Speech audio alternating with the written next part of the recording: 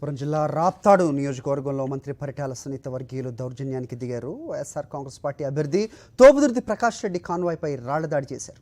ఈ ఘటనలో ఆయన వాహనం అద్దాలు ధ్వంసమయ్యాయి. పరిటాల సునీత సొంత మండలమైన రామగిరిలో తోపుదుర్తి ప్రకాష్ రెడ్డి ప్రచారం చేస్తుండగా ఈ దాడి జరిగింది.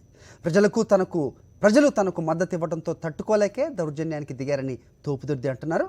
పరిటాల వర్గీయులు ప్రజలను బెదిరించి ఓట్లు వేయించుకోవాలని చూస్తున్నారని ఆరోపించారు. పరిటాల వర్గీయులు దాడి చేసినా పోలీసులు పట్టించుకోలేదంటూ తోపుదుర్తి ప్రకాష్ రెడ్డి ఆగ్రహం వ్యక్తం చేశారు.